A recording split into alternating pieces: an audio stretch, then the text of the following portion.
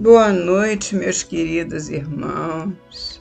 Estamos aqui reunidos mais uma vez para estudar a doutrina espírita. Algumas lições, uma, outra, depois outra, e assim a gente vai tomando conhecimento aos pouquinhos da doutrina espírita, conhecendo também esse trabalho maravilhoso de Emmanuel, psicografado por Chico Xavier, denominado a coleção Fonte Viva, que é o motivo do nosso estudo neste programa. E nós temos 5 livros para escolher as mensagens, e desses livros hoje nós escolhemos o denominado Caminho, Verdade e Vida, e a lição para estudar é chamada Pedir, solicitando aos nossos amigos espirituais que nos enviem bons espíritos para nos orientarem nesses estudos. Agradecemos de antemão e vamos nos unir para fazer esse trabalho com muito amor, tá bom? Então, como eu falei, o título da lição é Pedir. Jesus, porém, respondendo, disse: não sabeis o que pedis. Mateus anotou 20:22.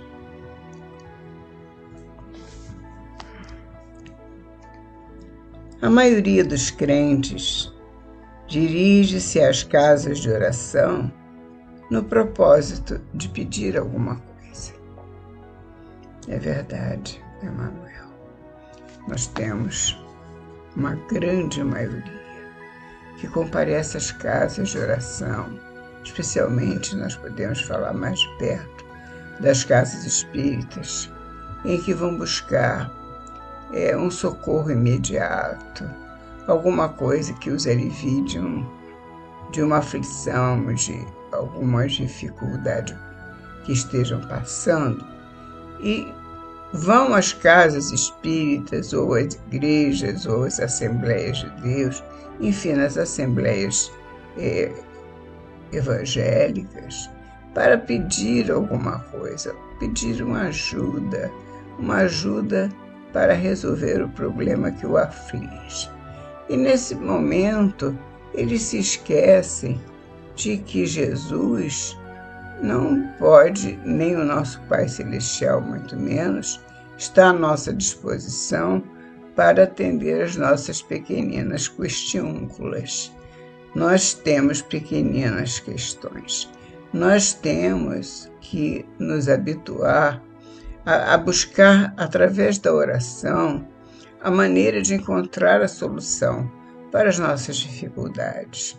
Nos entregar ao nosso Pai, nos entregar aos ensinamentos de Jesus, buscar nos melhorar, transformando em nós mesmos as nossas dificuldades, para que amanhã eu possa estar com uma mente mais leve, mais lúcida, e eu possa entender a questão que me aflige. Se essa questão persiste, eu irei, evidentemente, procurar socorro. Porém, o socorro não deve ser apenas para aquelas questões que afligem o ser humano, ou aflige qualquer um de nós. Nós vamos buscar o auxílio espiritual para que nós possamos continuar tratando daquilo que nos traz dificuldade na nossa caminhada, tratando, cuidando, e não resolvendo questão que aparece eventualmente. O objetivo das casas de oração não é este, resolver uma questão individual, persona por persona, absolutamente. Nós estamos na casa espírita, nas casas de oração, elevando o nosso pensamento a Deus para socorrer-nos, todos nós, em humanidade, para que possamos nos melhorar, sermos amanhã melhor do que hoje, buscar em nós quais são as nossas más tendências para vencê-las, nós vamos às casas de oração para pedir ajuda para nós melhorarmos as nossas pequenas ou grandes dificuldades de comportamento, de vida, de saúde. Temos que cuidar da nossa saúde.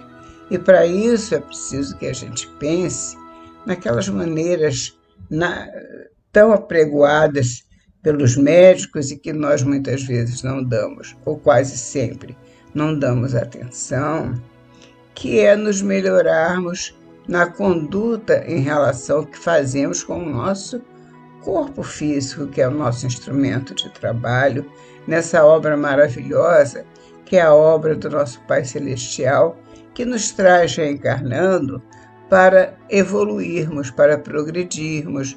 Nós viemos para solucionar questões pendentes e para solucionar outras questões que nós trazemos para aprimorarmos-nos neste concerto divino, que é a reencarnação.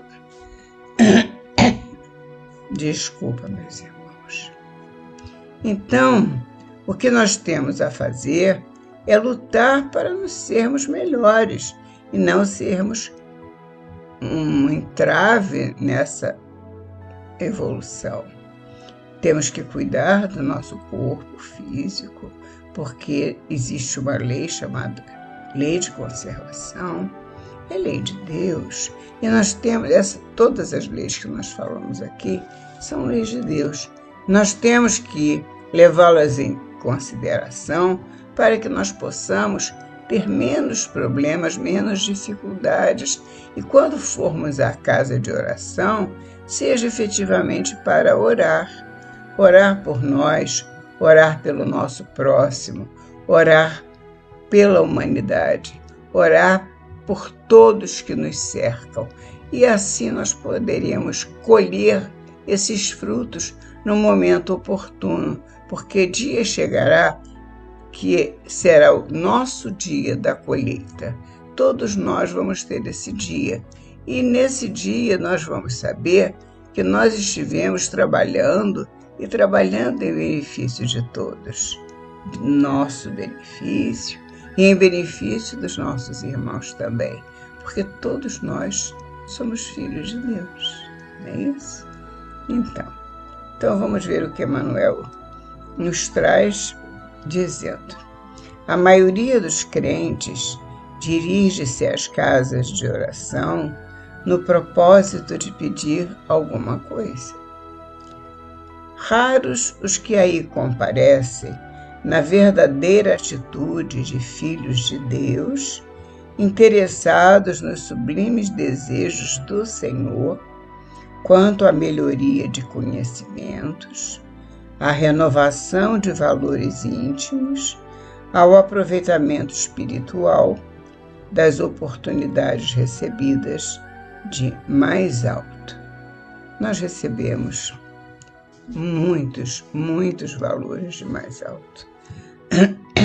Nós recebemos todos os dias uma cota muito grande de energia que vem do fluido cósmico universal.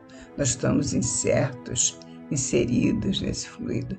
Ele vem nos dar essa energia vital, que nos promove o nosso viver, o nosso estar com Deus bem, estar com nossos irmãos bem equilibrados, satisfeitos, felizes. E se estivermos enfermos, vamos ajudar a nós mesmos para nos melhorarmos, termos condições de melhorar a nossa dificuldade, orando, pensando exatamente no que podemos fazer para sermos um pouco melhores. Porque quando nós encontramos essa possibilidade do aproveitamento espiritual, das oportunidades que nos chegam todos os dias, nós crescemos e nos melhoramos. A nossa saúde começa a melhorar. Nós vamos nos sentir mais felizes, porque estamos aproveitando o bem que a espiritualidade nos envia a cada momento. Meus irmãos, é importante estarmos ligados ao Pai a cada minuto da nossa vida, sempre ligados.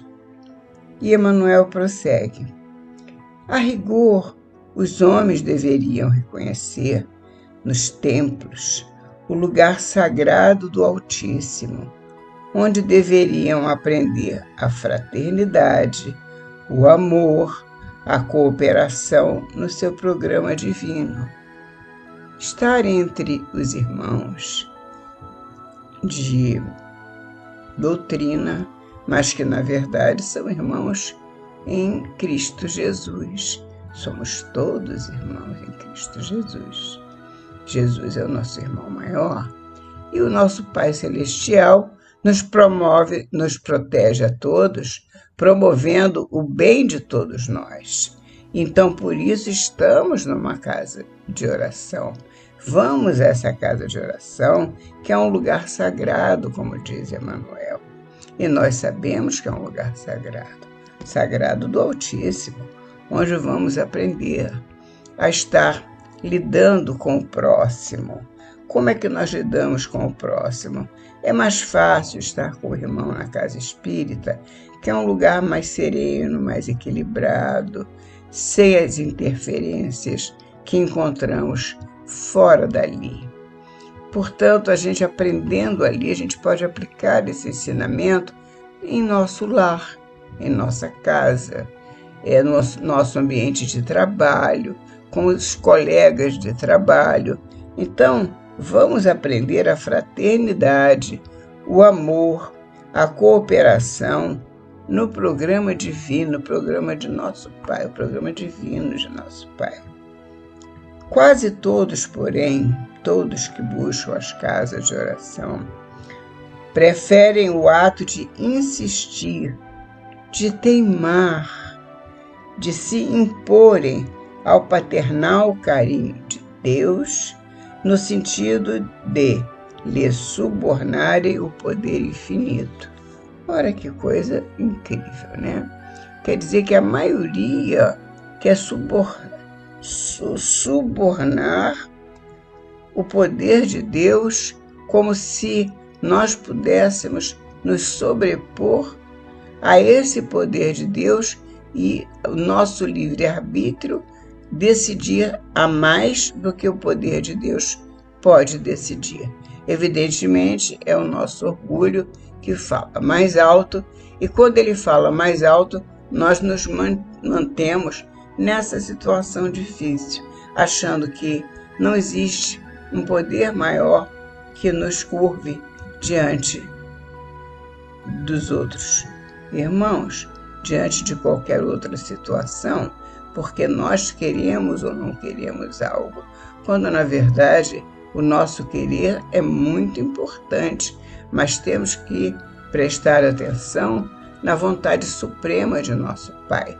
Muitas vezes o que eu quero não é o melhor para mim, porque o Pai sempre sabe o que é o melhor para os seus filhos, e não será aquilo que eu quero exatamente que será o melhor para mim. Então eu não posso teimar e me impor ao paternal carinho de Deus, no sentido de lhe subornarem o poder infinito. Diz Emmanuel: pedinchões inveterados. Sim, vivemos pedindo inveteradamente. Pedichões inveterados abandonam, na maior parte das vezes, o traçado reto de suas vidas em virtude da rebeldia suprema na relação com o Pai. Ou seja, ele é rebelde, nós, na verdade, ele somos nós. Somos rebeldes na relação com o Pai, ou seja, somos pedinchões inveterados, como diz Emmanuel, e